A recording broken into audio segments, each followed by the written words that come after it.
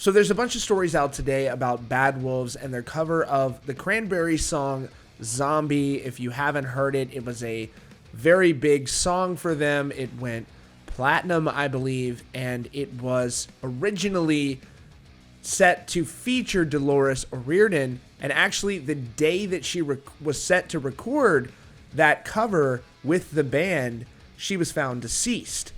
And the band ultimately made the decision to release the song, and the idea was they would release this cover not knowing what it would do.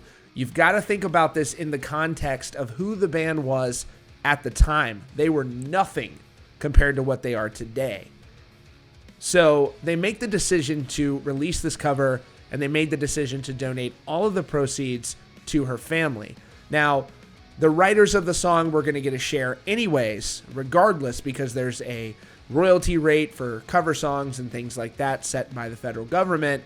But regardless of that, they decided to go a step further and provide all proceeds to the family of Dolores. Frontman Tommy Vex talked about how this all came together in an interview with Consequence of Sound.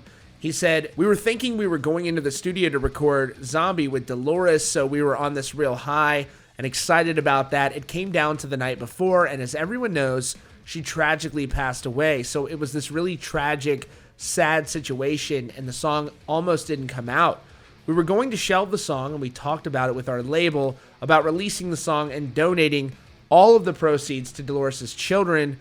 So we released the song as a tribute. We honestly had no idea what would happen. We didn't know if anybody would care. The only reason we felt confident in our rendition of the song is that she loved it so much. It turned into this viral moment, and it's been a crazy whirlwind ever since. We just wanted to do something good with the song. There's so much negativity in this world, so we thought, let's do something positive." So with all that said, you have this new interview with the living members of the Cranberries talking about how they felt about the cover, and needless to say, they didn't have very nice things to say about this cover. So you've got drummer Fergal Lawler saying that, "I didn't really like it. It wasn't my cup of tea." And then guitarist Noel Hogan added to that, saying that the cover was released a bit too soon, for my liking anyway. The whole thing seemed insensitive or something. The song went on to become certified platinum for the band, and it certainly played a big part in the group's current success.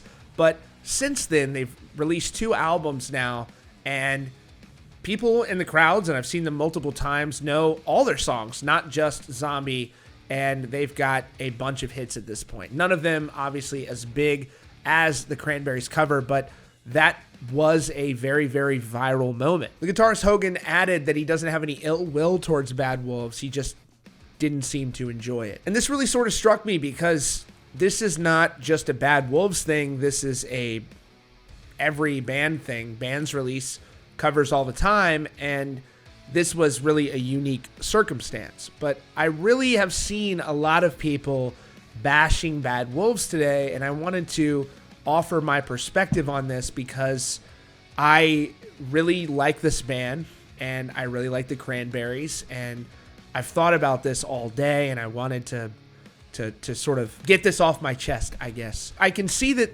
this looks really bad on Bad Wolves retrospectively. If you look back on it, it seems like it was this real opportunistic play for them, and they wanted to really exploit this situation.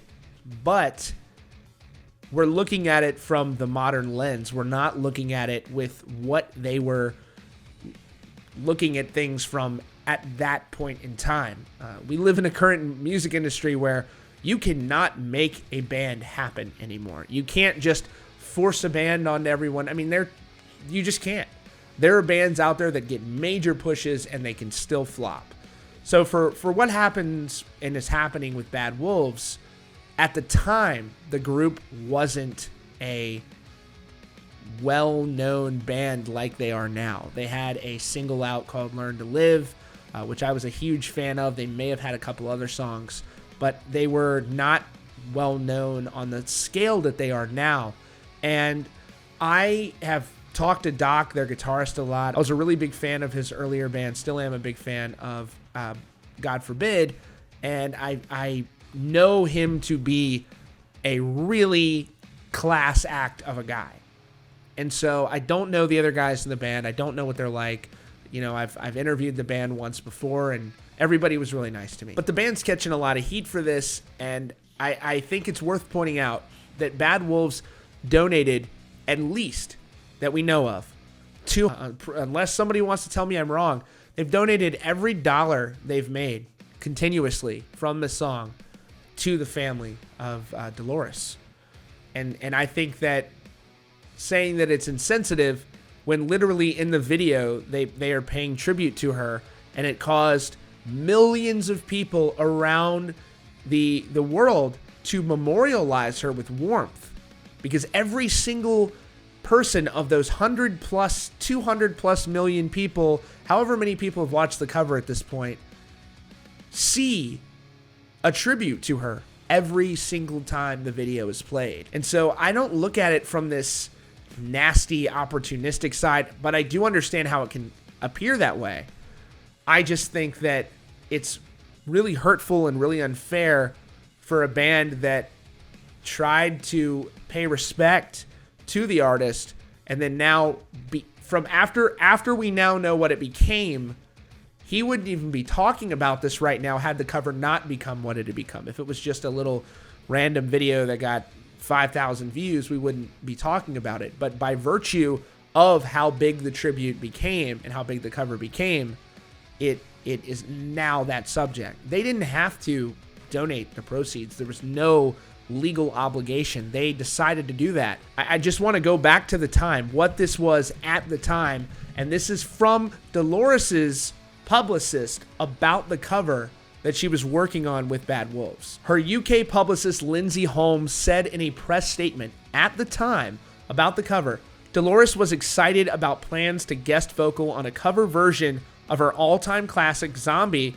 by American rock band Bad Wolves. Although very different in style to the original, Dolores said she thought the cover was killer and was intrigued by the simple but effective couple of lyric changes that made her cover version as relevant to the current world events as the original was to the events that inspired her to write the song in the early 90s.